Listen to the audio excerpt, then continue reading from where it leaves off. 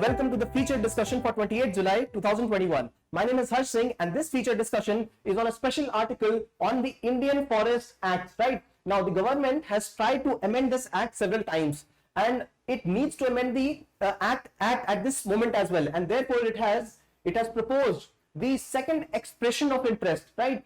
To be able to amend this act, right? So in this article, what we will understand is what are the amendments proposed, why the government is trying to amend the act, what are the needs, and then what are the valid concerns raised regarding the same, right? So let's start the discussion, right? So this is the second time government has tried to release an expression of interest. Government is interested to amend the act. Now there are various acts, right? One is Forest Act, then we have Forest Conservation Act, Environmental Protection Act, then we have Air Act, Water Act, etc., right? Wildlife Protection Act as well.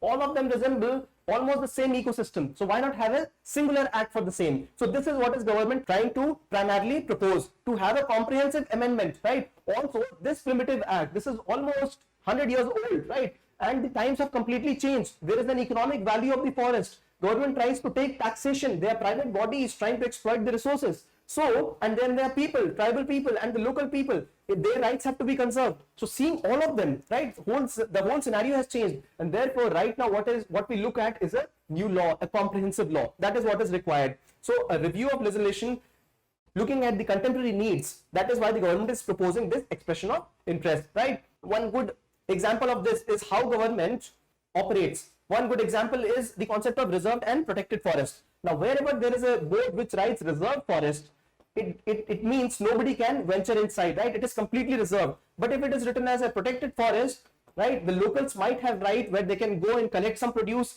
The locals might have rights where they can take their animals to graze, right? So government will put in all these provisions at one particular place for all the stakeholders. As I mentioned, tribals, private bodies, NGOs, government, taxation itself, what is prohibited and what is not prohibited, right? So this is the main agenda, right? But why does the government need to have a law on these terms, right? So let us see. First is contemporary need, right? Contemporary need, as I mentioned, so many stakeholders which were not there 100 years back. So this is one.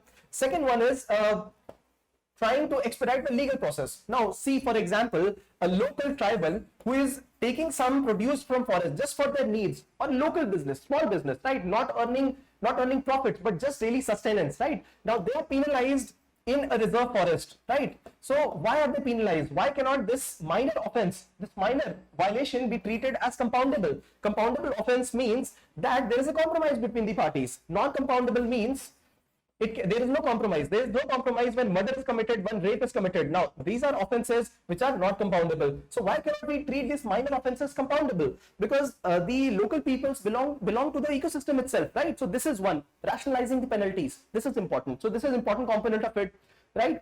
Then now look at trees like sandalwood, right? Red sanders in Andhra, in South India, and then we have agar trees in Northeast. Now these are the kind of examples you can actually give. Now these trees have economic significance. We studied agar trees just yesterday, right? So these are important for incense sticks, right? They have got very good smell, so they are used for incense sticks, right? Agarbatti. So these trees have economic value, but they do not grow everywhere. They have also overexploited. So the idea is to have economic growth along with the forest rejuvenation as well. So this is the main idea which has to be put in the new act, right? Increasing afforestation. Now the government is trying to ensure that more forestation be there, right? Presently we have around 22-23% of forest, and the idea is to increase it to 33%, right? So 23 to 33%. Where does the area come from? From agricultural land and other land use, right? So presently we have very dense forest, moderate dense forest, and open forest based on the canopy cover.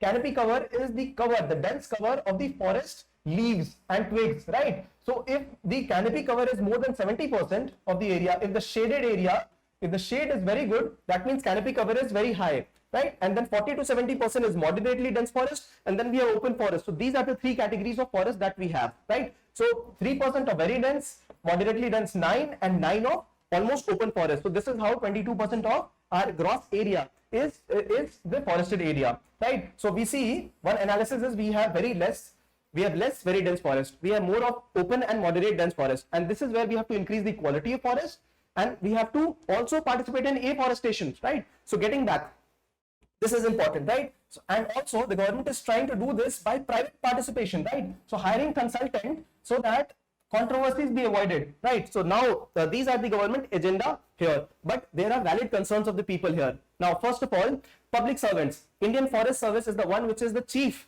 participant in the forest conservation, and their participation is getting limited because private bodies are also being hired. So they are only participating in commenting about the new issues. So this is one concern from their end, right? Affecting the federalism. Now, forest is in concurrent list, right? So very simple. In concurrent list, we have the center also, the state also, and this union also participating in creating laws. State have their own laws, but if center creates a law, this will be overriding. So state laws will be invalid in that particular sphere. Yesterday only we studied about a particular aspect of the constitution where Article 368, there was an amendment required in the constitution, right? So that states could also participate and validate a particular aspect. What was it?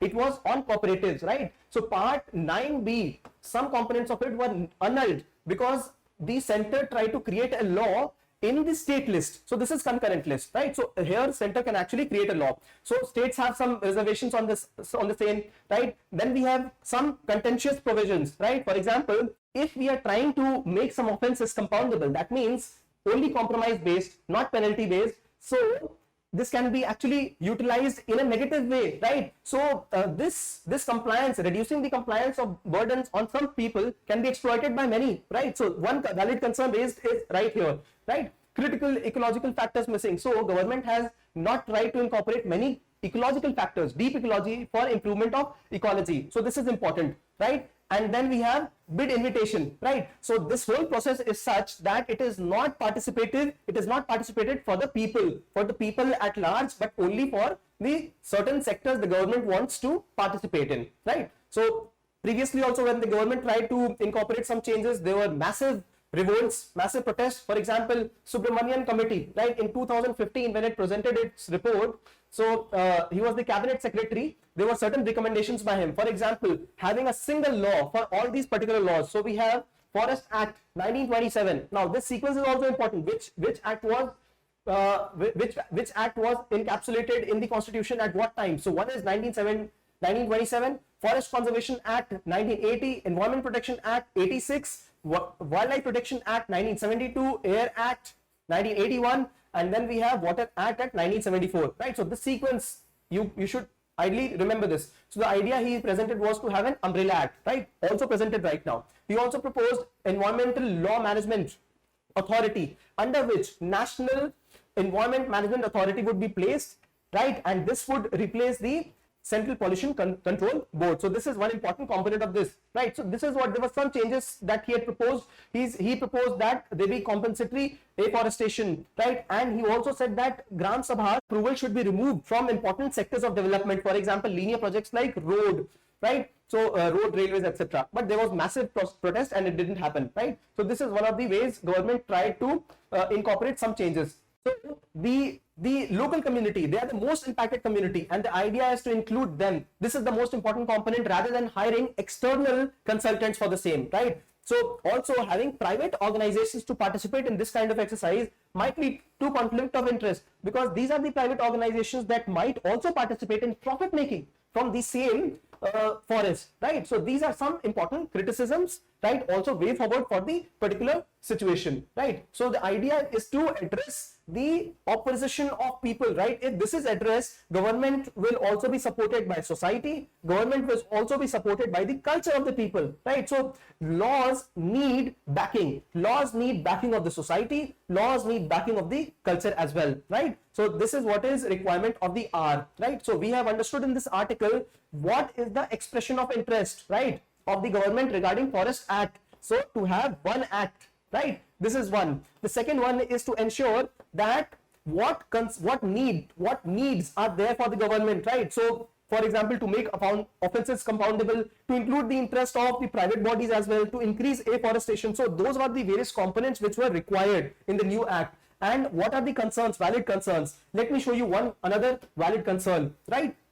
Now, if we are trying to make the act compoundable, right, compromise based, so what can it lead to, right? Now this is poaching activity, right? Now this is a rhinoceros and this is an elephant, right? They are poached for their body parts, right? For horns. Now these horns are utilized for medicinal purposes, for creating articles, very expensive articles in the market. And although these are disturbing images, but when you be a part of Indian Forest Service, this will be a regular thing for you to watch in case the laws are not followed, right? So we must confront these realities of today, and not only in Forest Service, but also in Police Service. When you go in Police Service and administration, inquest is an important activity you have to do. Investigate any major crime, right? When there is a death, you'll have to examine the whole body. What was the cause of death? What were the consequences? And in what circumstances that particular thing happened? So these kind of offenses cannot ever be pardoned, right? These are grave offenses against the nature, against humanity itself,